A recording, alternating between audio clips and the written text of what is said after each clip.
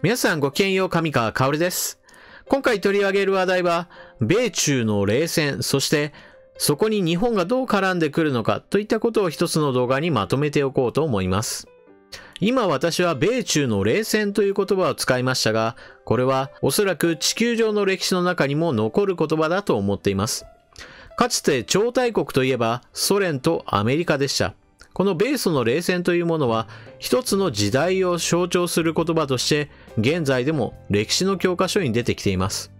それと同じぐらいの重みを持ってこの中国とアメリカの冷戦というものはおそらく記録されることになるでしょう。そういった意味において私たちは歴史の渦中にいることになります。一体米中の冷戦がどのような結末を迎えるのかというのはもちろん今ではまだわからないわけですが、遠い国で起こっている話ではありません。この米中の冷戦というものについては必ず日本も関わりを持つことになります。ですから米中がどのようにしのぎを削っていくのかというのは注目していかなければなりません。それでは今回はウイグル問題から、そして習近平国家主席を国賓として招くという予定になっている日本が一体どのような立場になっているのかといったところについて考えていきましょう。まずはウイグル人権法についてのニュースからお聞きください。中国猛反発。バカな法案。アメリカは先住民殺戮。ウイグル人権法案。中国外務省の華春瑩報道官は4日の記者会見でアメリカ下院が可決したウイグル人権法案をバカな法案と呼ぶなど猛反発した。中国はアメリカで成立した香港人権民主法に対してアメリカ軍艦の香港寄港拒否などの報復措置を発表したばかりで、人権問題をめぐる対立は米中関係の冷却に拍車をかけている。アメリカ議員が中国の人権状況を問題視していることを華氏は本当に無知で恥知らず不誠実だと主張。米国史を持ち出し、アメリカ先住民を欲しいままに殺戮し、数百万平方キロの土地を占拠し、同化政策を強制したと非難した。さらに一般の中国人の見方として、アフガニスタンやイラクを撹乱してきたアメリカが、現在は新疆と香港を撹乱しようとしていると指摘した。同自治区をめぐっては、ウイグル族ら100万人以上を強制収容しているとされる職業技能教育訓練センターでの人権弾圧の実態が国際調査報道ジャーナリスト連合が公開した内部文書で明らかになった。同自治区人民政府は4日の声明で、同センターの運営は完全に正しいと反論し、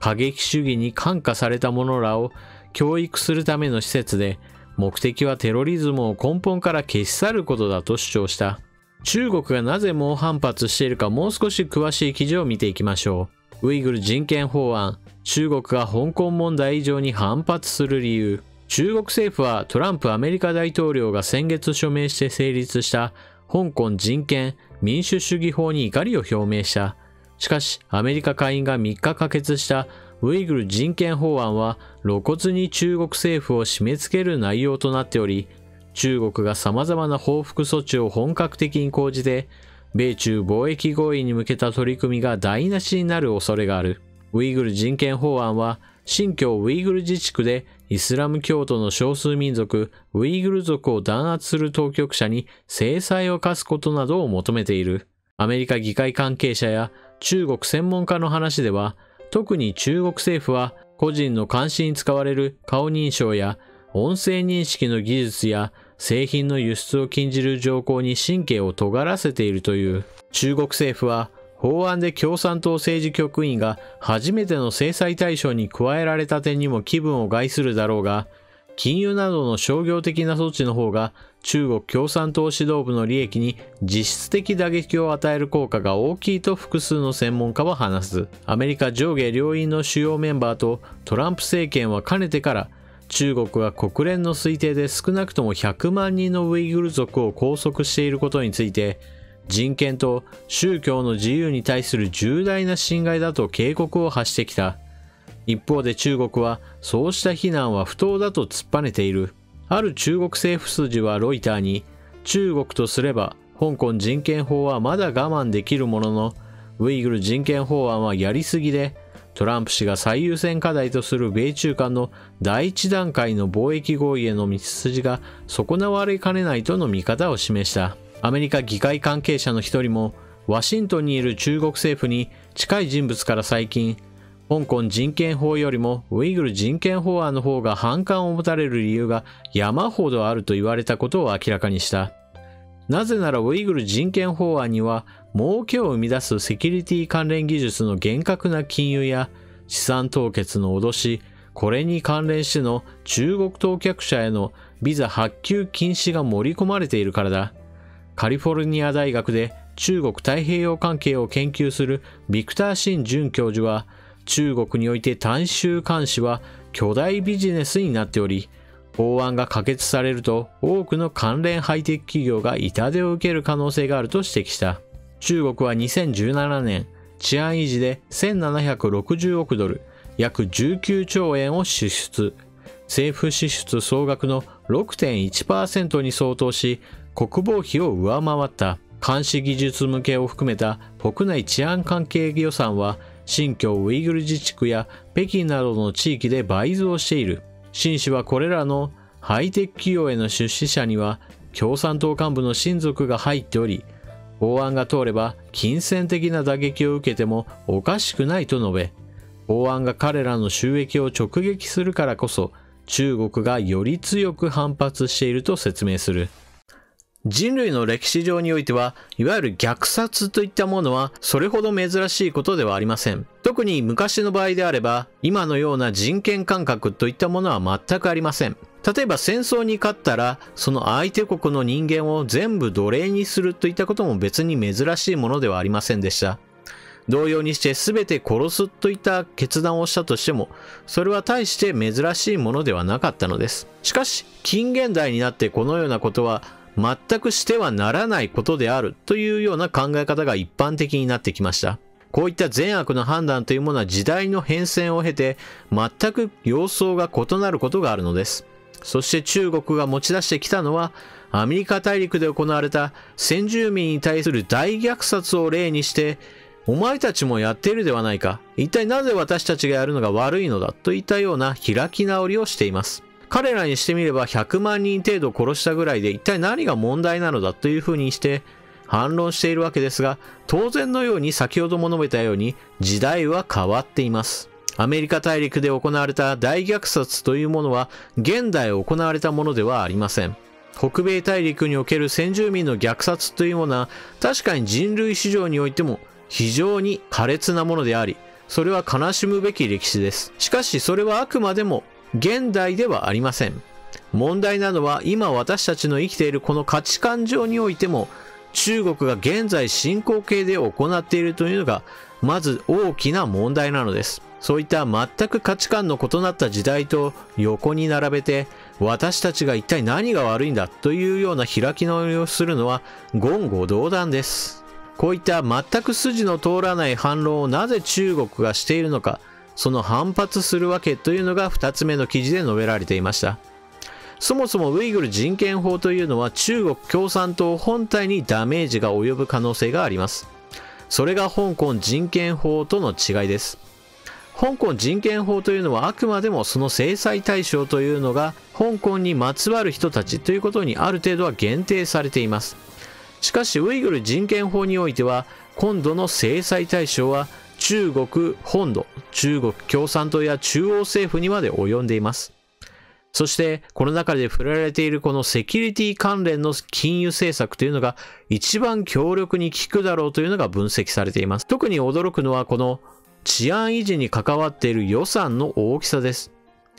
中央政府の予算でいうと軍事費よりも多くのお金が治安維持に費やされているというのです。もちろんこの中には非常に多くの人件費といったものも含まれているでしょうが、皆さんもご存知のように中国においては非常に多くの監視カメラが中国共産党の意思を持って国家統制されています。各個人の顔認識情報などを集積してそれを全国網で処理しているのです。これは中国共産党のような一党独裁国家でなければ成し得ないような非常に大規模な監視網です。そして悪いことに、このような非常に集中的な監視社会において、最先端の技術が、研究が行われています。多くの資金と多くの研究者を費やして、この監視社会というものがだんだんと進化しているのです。そこで費やされたお金で改良された顔認識技術などが世界各国へ輸出されて外貨を稼ぐ手段に使われているのですから、ここに規制がかけられるのであれば中国共産党としては黙っていられないのでしょう。このウイグル人権法が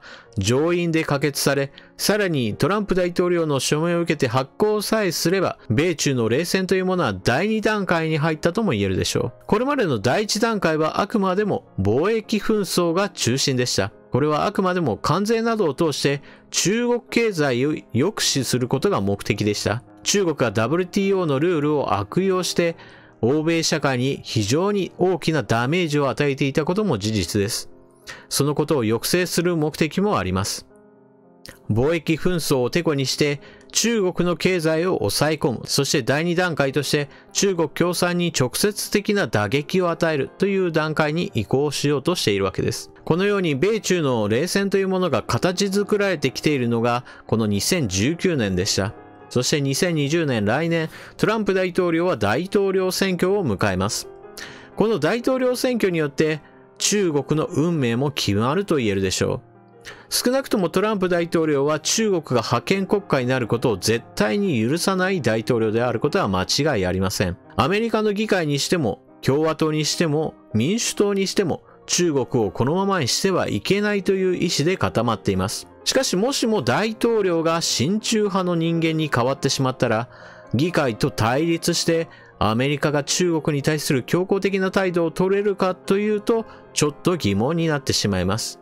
もしもそのようなことになってしまえば、中国が一歩先んじて 5G などの先端産業にアドバンテージを得る可能性は十分にあります。たとえ制裁関税を受けていたとしても、先端産業を抑えることができれば、そういった関税による抑止というものを突破する可能性は十分にあるのです。このように激しい経済戦争が行われることがほぼ確定した状況にあって、一体日本はどのような立場を取っているのかというのが一つ大きな問題です。なぜならば、中国の国家主席である習近平氏を来年春には国賓として迎えようという予定になっているからです。私はこのような状況下にあって、習近平国家主席を国賓として招くことには全くの反対です。この米中冷戦構造において、中国はアメリカの国力をいかにして落とすのかということに力を注いでいます。そのために太平洋の島々に対して非常に多くのお金を割いて自分の国の言うことを聞かせようとしています。そのようなことをすることによって、アメリカとオーストラリアとの分断を図ったりなどもしています。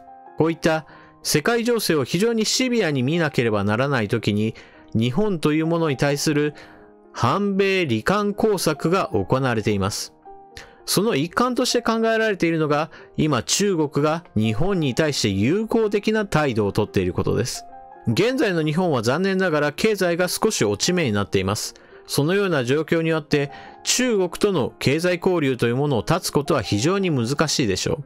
そのために安倍総理としては中国との関係を改善しなければならないという大前提のもとに、この習近平国家主席を国賓として招くという決断をしたものだと思われます。しかし私はこのような考えには全くの反対です。なぜならば中国は日本をアメリカからいかにして引き離すかといったことに注力しており、そのために日本に少し甘い顔をしているだけだからです。それこそ欧米がこのようなことを受けて日本をどう見るかといったことを考えてみましょう。日本はわざわざ国賓として習近平氏を呼んでいるぞというふうに見れば、それこそお隣の国ではありませんが、天秤にかけているのではないかと疑われるのは間違いありません。その天秤というのはアメリカと中国どちらにつくのかというこの天秤です。安倍総理としてはトランプ大統領とは個人的には仲良くしているし、その上で中国ともある程度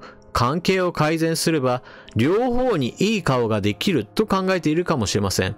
しかしこれは大きな間違いだと私は思います。過去の日本の歴史を紐解くと、外交上大きな間違いをしたことによってその後どのようにあがいてもうまくいかなくなったという経験があります。それは日独伊三国同盟です。ドイツと接近したために、その後どのような外交努力をしたとしても、全く埒が明かない状態になってしまいました。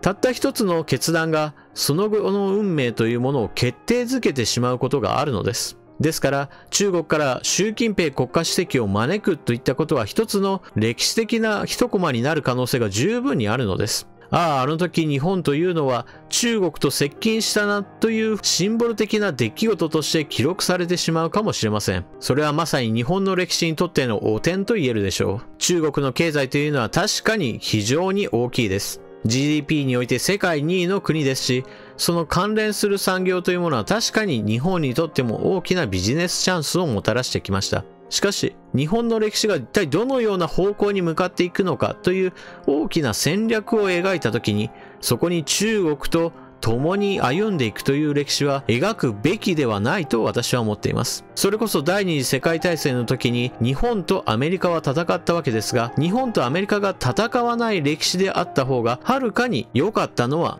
明らかです。それと同じように今後の未来を考えた場合に、一体どこの国と一番仲良くしなければならないかといえば、それは現在の覇権国家であるアメリカであることは疑いようがありません。もちろん永遠の同盟などというものは存在しないわけですが、少なくとも日本の側からこれを不利な形で終わらせるようなことがあっては決していけません。状況を悪化させるようなことを自ら起こすのはまさに愚の骨頂なのです。安倍総理としてはアメリカそして中国両方との緊密な関係を築くことによって日本をより良い方向に持っていこうと考えているのかもしれませんが、その選択は誤りであるというふうにきっと後世では評価されてしまうのではないかと私は思っています。皆さんはこのニュースについてどのような考えをお持ちでしょうか。ぜひともコメントを書き込んでいってください。それでは動画を最後までご視聴いただきありがとうございました。チャンネル登録していない方はぜひともチャンネル登録していってください。動画を見終わったらぜひとも評価ボタンのクリックもよろしくお願いします。それでは次の動画でまたお目にかかりましょう。またね。